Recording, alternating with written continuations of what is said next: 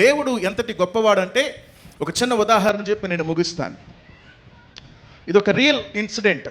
ఇది జరిగింది మరి సుమారు చాలా కాలం, అంటే సెకండ్ వరల్డ్ వార్ జరిగిన కాలంలో. అప్పట్లో మనందరికీ హిట్లర్ అనే ఒకడు ఉండేవాడు, మీకు అందరికీ తెలుసు. హిట్లర్ యూదుల్ని 6 మిలియన్ యూదుల్ని చంపాడు. అంటే 60 లక్షల మంది యూదులను చంపినటువంటి హిట్లర్ని మనం చరిత్రలో చూస్తాం. ఆ హిట్లర్ ఏం చేశాడు అంటే, చంపుతున్న క్రమంలో మరి ఒక వ్యక్తిని మనము చూడవచ్చు.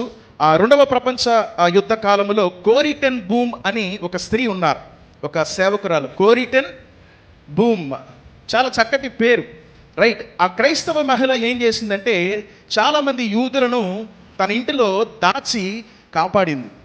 ఆ వాల్ ఎలా ఉంటుందంటే, బయటకు చూడడానికి చాలామంది మన దేశంలో ఏం చేస్తారంటే డబ్బు దాయడానికి వాడతారు అట్లాంటివి. కానీ ఆ స్త్రీ ఏం చేసిందంటే, మనుషుల ప్రాణాలను కాపాడడానికి ఉపయోగించింది. ఒక గోడ ఇట్లా అడ్డుగా ముందు బయటకు కనబడుతుంది, కబోర్డ్ అన్నీ కూడా బయటకే ఉంటాయి. కానీ దాని లోపలికి వెళ్ళేసరికి అక్కడ కొంతమంది వ్యక్తులు ఉండడానికి స్థలము మరలా ఉంటుంది. అది ఎవరికి కనబడదు, ఒక ఇన్విజిబుల్ వాల్ లాగా అనమాట. బయట చూడటానికి వాల్ కనబడుతుంది, కానీ లోపల మరొక స్పేస్ అనేది దాగి ఉంటుంది. సో అలాంటి వ్యక్తులు వచ్చేటప్పుడు ఆ రోజుల్లో నాజీలు అంటారు. నాజీలు అన్నవారు అంటే ఎవరు అంటే, ఆ టైంలో వారు ఆ నేషన్కి సంబంధించిన వారు. వారు ఒక తుపాకులు పట్టుకొని తిరిగేవారు అందరినీ చంపడానికి, యూదులు దొరికితే వారిని చంపేయాలి అని. సో ఆ యూదులని తన ఇంట్లోకి కొంతమందిని చేర్చుకొని మనకు సాధ్యమైనంత మందిని, సుమారుగా ఆమె చాలా వరకు ఒక 700-800 మందిని ఆమె రక్షించింది. ఆ రీతిగా అంటే అందరిని అందులో పెట్టలా. కాలక్రమేణా వారు వస్తున్నప్పుడు వారిని దాయటం, మరలా వారు వెళ్ళిపోయిన తర్వాత వారిని విడిచిపెట్టడం, ఇట్లా చాలానే మందిని కాపాడుతూ వచ్చింది. వారి కుటుంబము ఆ రీతిగా సేవలో ఎంతగానో దోహదం చేసింది. వారి తండ్రి గారు, వారి అక్క బెట్సీ అంటాం, తను అదే రీతిగా ఈ కోరీ టెన్ బూమ్ అనే మహిళ, వాళ్ళు అంత చక్కటి పరిస్థితుల్లో నుంచి వచ్చారు. అయితే వారిని కాపాడినందుకు వీరిని ఏం చేశారంటే, కాన్సన్ట్రేషన్ క్యాంపులోకి వారిని పంపించేశారు. ఆ రోజుల్లో కాన్సన్ట్రేషన్ క్యాంప్స్ అంటే అవి నిర్బంధన గదులు అన్నమాట. వాటిలోకి పంపించేశారు. ఎవరిని? ఈ విషయము ఎప్పుడైతే తెలిసిందో, ఇంతకీ చెప్పిన వారు ఎవరు అంటే, మరొకడు, ఒక ఇస్కరియోతు యోధా వంటి వాడు అక్కడే ఉండి, వీరు నిజానికి డచ్ గ్రూప్ వారు, అంటే డచ్ దేశానికి సంబంధించిన క్రైస్తవులు. అయితే అక్కడ మరొక డచ్ దేశస్థుడే వారికి సంబంధించిన దగ్గర వ్యక్తే, సంబంధించిన వ్యక్తే వారికి, అంటే పోలీసులు అనుకుందాం, నాజీలకి ఏం చేశారంటే ఈ విషయాన్ని తెలియజేశారు. తెలియజేయగానే వారు వచ్చి వీరందరినీ పట్టుకొని తీసుకొని ఈ కాన్సన్ట్రేషన్ క్యాంపులోకి పంపించేశారు. అందులోకి వెళ్ళిపోయిన తర్వాత అందులో సుమారు చీమలు, దోమలు, వింత పురుగులు వారిని కుడుతూ ఉండేవి. చాలా డార్క్ రూమ్ వలె ఉంటుంది. 200 మందే పట్టేటటువంటి ఆ యొక్క గదిలో సుమారు 700 మందిని ఇరికించి పెట్టారు. 200కి 700కి చాలా వ్యత్యాసం ఉంటుంది. 500 మందిని ఎడిషనల్గా ఒకే రూమ్లో పెట్టేశారు. అప్పుడు ఇక చూడండి లోపల గందరగోళం. ఆ 700 మందిలో అందరూ క్రైస్తవులు కాదు, అలాగే అందరూ ఈ 2 మహిళల వంటి వారు కాదు. వారి తండ్రి గారు కూడా వారితోనే ఉన్నారు. అయితే అందులో నేరస్తులు కూడా ఉన్నారు, నేర ఆలోచనలు కలిగిన వారు ఉన్నారు, చెడు బుద్ధులు కలిగిన వారు ఉన్నారు, అందరూ ఉన్నారు. సో ఈ ఇరుకులో ఇది సరిపోక, ఇది నాది అంటే నాది, అది నాది అంటే ఇది నాది అనుకుంటా వారిలో వారు వెళ్ళిన వెంటనే కొట్టుకోవడం ప్రారంభించారు. ఒకరి మీద ఒకరు అరుచుకోవడం ప్రారంభించారు. ఒక గందరగోళం వంటి పరిస్థితి ఏర్పడింది.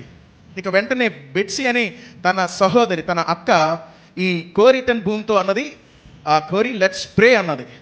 తను చూసి సరే ప్రార్థన చేద్దామని ప్రార్థించడం మొదలుపెట్టింది.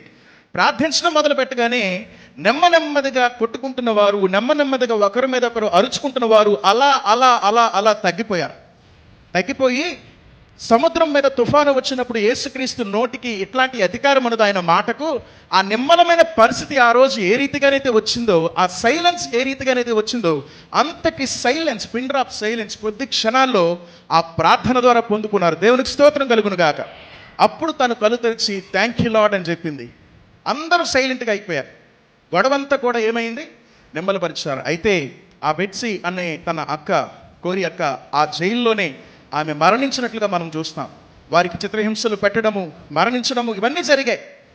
అయితే వారు అందులోకి వెళ్ళేటప్పుడే ఎవరికీ తెలియకుండా వారి చేతుల్లో బైబిల్ను దాచుకొని, బైబిల్ అంటే పూర్తి బైబిల్ కూడా కాదు, దొరికిన మట్టుకు కొన్ని చిన్నవి దాచుకొని, పేపర్స్ రూపంలో ఉంటే వాటిని సగం తీసి దాచుకొని తెలియకుండా వాటిని లోపలికి తీసుకుని వెళ్ళి చదవడానికి ప్రయత్నించేవాళ్ళు. అక్కడ ఉన్న వారితో దేవుని మాటలు చెప్తూ ఎంతగానో మరి వారిని కూడా మారు మనస్సును తీసుకుని వచ్చేలాగా చేస్తారు. జైలులోనే పరిచయం చేసి ఎంతోమందిని వారు అక్కడ ఇన్ఫ్లుయెన్స్ చేయగలిగారు, ప్రభు వైపు వారు నడిపించగలిగారు. అయితే మరి ఒకానొక దశలో ఈ కోరి అనే ఆమె తన అక్క, తనతో వచ్చిన తండ్రిని కోల్పోయింది, తనతో వచ్చినటువంటి అక్కను కోల్పోయింది. అదే జైలులో తన జీవితం కూడా అంతమైపోతుందేమో అనుకున్నది. కానీ దేవుని యొక్క దక్షిణ హస్తం ఆమెకు తోడుగా ఉన్నది. దేవునికి స్తోత్రం కలుగును గాక. దేవుడు చెప్పాడు కదా, నేను నీకు తోడై ఉన్నాను అని మాట్లాడిన రీతిగానే ఆ క్యాంపులో ఆమె ఉండేటప్పుడు ఆ చిన్న బైబిల్ ముక్కను తను దాచుకున్న తర్వాత ఆ వాగ్దానాలు పట్టుకొని వేలాది మంది క్రైస్తవులకు, అంటే వేలాది మంది ఖైదీలకు మరి దేవుని యొక్క వార్తను చెప్పి వారిని మార్చినట్టుగా మనం చూస్తాం. అయితే ఆమె సాక్ష్యము ఏ రీతిగా చెప్పింది అంటే, దేవుడు అనుమతించిన చీకటి లోయ ఎంత లోతుగా ఉన్నా ఆయన హస్తము అంతకంటే లోతుగా వెళ్ళి మనలను పట్టుకోగలదు అన్నది. దేవునికి స్తోత్రం కలుగును గాక. అలాంటి క్లిష్టమైన పరిస్థితుల్లో ఈమె యొక్క ఆ గొప్ప ధైర్యం చూడండి. అంటే దేవుడు గనక ఏర్పాటు చేసుకుంటే నువ్వు ఎలాంటి పరిస్థితుల్లో ఉన్నా దాని నుంచి విడిపించగలడు. దేవునికి స్తోత్రం కలుగును గాక. మీరు ఎటువంటి వారో తెలుసా? ఈ కాన్సన్ట్రేషన్ క్యాంప్ ఒకటి కాదు, మరొక క్యాంపుల్లో కూడా పెట్టారు. అంటే మరొక గృహలకు అక్కడి నుంచి మనకు తెలుసు కదా, చిన్న జైలు నుంచి పెద్ద జైలుకి, పెద్ద జైలు నుంచి చిన్న జైలుకి ఎట్లయితే నడిపిస్తారో అట్లా వారిని తిప్పారు. అలా వెళుతునేటప్పుడు తను బైబిల్ని ఇక్కడ దాచుకుంది. ఎక్కడ? మెడ వెనక జుట్టు ఉంటుంది కదా. తర్వాత వారు అక్కడ కనబడకుండా దాచుకుంటాం అనుకున్నది, లోపలికి తీసుకువెళ్ళొచ్చు అనుకున్నది. కానీ వెళ్ళేసరికి అక్కడ చెకింగ్లు అవుతూ ఉన్నాయి. మరి చెకింగ్ అయ్యేటప్పుడు దొరికిపోతుంది కదా, తీసేస్తారేమో అనే భయంతో ఆమె ఏం చేయాలో అర్థం కాక దేవునికి ప్రార్థించడం మొదలుపెట్టింది. లైన్లో నిల్చుంది. తన ముందందరూ కొంత స్త్రీలు ఉన్నారు, వెనక కొంతమంది స్త్రీలు ఉన్నారు. ప్రార్థించడం మొదలుపెట్టింది. దేవా, నీవే సహాయం దయచేయి, ఇది నాకు కావాలి, నీ వాక్యం నాకు తోడుగా ఉండాలి, నీ మాట సెలవిచ్చింది కదా, నేను నీకు తోడై ఉన్నాను, దిగులు పడకు, భయపడకు అన్నావు కదా. ఆమె ఎప్పుడు ప్రార్థించినా ఇలా బైబిల్ ఓపెన్ చేసి చేతిలో పట్టుకొని, ఇదిగో ఇక్కడ చూడు, ఈ మాట ఏమని రాసావు అని దేవునితో పోరాటం చేస్తూ ఉంటుంది. రాసావు కదా, నీవే కదా రాసింది ఈ మాట, భయపడకు, నేను నీకు తోడై ఉన్నాను అన్నవాడివి, నాకు ఎందుకు భయాన్ని ఇస్తావు, నా భయం లేకుండా నీవు నాకు తోడుగా ఉండు అన్నట్టుగా దేవునితో మాట్లాడుతూ ఉంటుంది. తన భక్తులకి దేవుడు తన దూతల కంచె ఉంచుతానన్నాడు. మరి నీ దూతల కంచెను నాకు అనుగ్రహించు. ఈ క్షణంలో నేను వెళుతూ ఉండగా ప్రార్థన చేసుకుంటా ఉంది, నాకు ఈ బైబిల్ నా నుంచి దూరం కావడానికి వీల్లేదు, నీ మాటలు నాతోనే ఉండాలి, నీవేమి చేసినా చెయ్యి, కానీ నేను వారికి ఈ బైబిల్ అనేది దొరకకుండా చెయ్యి, నీ దూతలను నాకు ప్రొటెక్ట్ చెయ్యి అని చెప్పింది. అయితే తను అనుకుందాం, ఏమని అనుకుందంటే, మరి దూతలంటే, ఏంజల్స్ అంటే సాధారణంగా వాటికి కూడా శరీరం ఉండదు, అవేంటి ట్రాన్స్పరెంట్గా ఉంటాయి, ఆత్మలు కదా.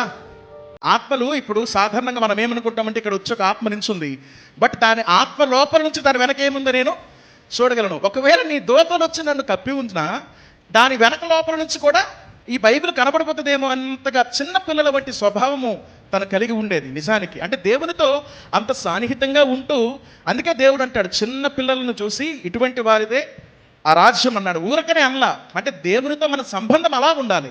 చిన్న పిల్లలను చూసి దేవుడు ఆ మాట చెప్పాడంటే ఊరకనే చెప్పాలా, నీ మనస్సు దేవునిలో అలా ఉండాలి. నీకు అన్నీ తెలుసనే గర్వాన్ని ప్రకటించావా, దేవుని ఎదుట ప్రదర్శించావా, దేవుడు నిన్ను నాశనానికి తీసుకొని పోతాడు. కానీ చిన్న పిల్లల వలె ఎలా అయితే నేర్చుకోవడానికి ఇష్టపడతావో అలా దేవుని యొద్ద ఉండగలిగితే దేవుడు నిన్ను ఎల్లప్పుడూ కూడా ఆశీర్వదించడానికి సిద్ధంగా ఉంటాడు. అయితే తను కూడా ఆ రీతిగానే భయపడతా ఉంది. ఒకవేళ దూతలు వచ్చి నన్ను కప్పి ఉంచినా అవి ఇన్విజిబుల్ కాబట్టి, అవి కనబడతాయి, ట్రాన్స్పరెంట్ కాబట్టి చాలా సులువుగా వారు చూసి దీన్ని డిటెక్ట్ చేసేస్తారు అని అనుకుంటా ఉంది. అయినా ఏమైతుందే కానీ నేను ప్రార్థిస్తాను, నువ్వు ప్రొటెక్ట్ చేయి అనుకుని ప్రార్థిస్తూనే ఉంది. కళ్ళు మూసుకొని అడుగులు వెంబడి అడుగులు వేస్తూ ఉంది. వెళ్ళిపోయిన తర్వాత వన్స్ పాస్ అయిన తర్వాత ఖచ్చితంగా అలా ఆగడానికి వీల్లేదు, తోస్తారు లోపలికి పో అని. అయితే తను కళ్ళు మూసుకొనే వెళ్ళింది, లోపలికి వెళ్ళిపోయి కళ్ళు తెరిచేసరికి ఆ ముందున్న ఆవిడకి చెకింగ్ అయిపోయింది, వెనకున్న ఆవిడకి చెకింగ్ అయిపోయింది, ఈవిడ మధ్యలో ఉంది. నిజానికి ఏం జరిగిందో తెలుసా? దేవుడు నిజంగానే దూతల కంచె ఉంచి ఆమె కనబడినవ్వకుండా చేశాడంట. ఇది నేరుగా నేను చెప్పేది కాదు, ఆమె చెప్తుంది. నేను ఈరోజు ఉదయకాలంలో చూశాను. అంటే దేవుడు తన కార్యాలు ఎలా ఉంటాయో చూడండి. ఇది నేను కనబడకుండా నువ్వు చేయనగానే దేవుడు ఆ రీతిగానే తన దూతల కంచెను తన చుట్టూ ఉంచి ఆమెను ఇన్విజిబుల్ చేశాడు. కనబడకుండానే వారి కంటికి గుడితనం వచ్చిందేమో, మొత్తానికి ఆమెను చెక్ చేయలేకపోయారు. ఇన్విజిబుల్, అది మన దేవుని యొక్క గొప్పతనం. దేవునికి స్తోత్రం కలుగును గాక. ఆమె దాటి లోపలికి పోయింది. వెళ్ళిన తర్వాత వేల మందికి అదే బైబిల్ను ఉపయోగించి సువార్త చేసి ఎంతోమందిని ప్రభు వైపు నడిపించింది. దేవునికి స్తోత్రం కలుగును గాక. ఇది కదా సాక్షి జీవితము. దేవుడు నిన్ను ఎన్నుకున్నాడు, దాసునిగా పిలిచాడు, దాసురానిగా పిలిచాడు. ఆయన కాపాడుతాడు, ఆయన నడిపిస్తాడు. అంత గొప్ప దేవుడు మన దేవుడు. దేవునికి స్తోత్రం కలుగును గాక. కాబట్టి దిగులు పడాల్సిన పని లేదు, భయపడాల్సిన పని లేదు. ఆయన నడిపించేవాడు కనుక మనమందరము కూడా సిద్ధముగానే ఉండాలి. ఎలాంటి పరిస్థితుల్లోనైనా దేవుని పని చేయడానికి మనం సిద్ధముగా ఉండాలి. దేవునికి స్తోత్రం కలుగును గాక. హల్లెలూయా, హల్లెలూయా.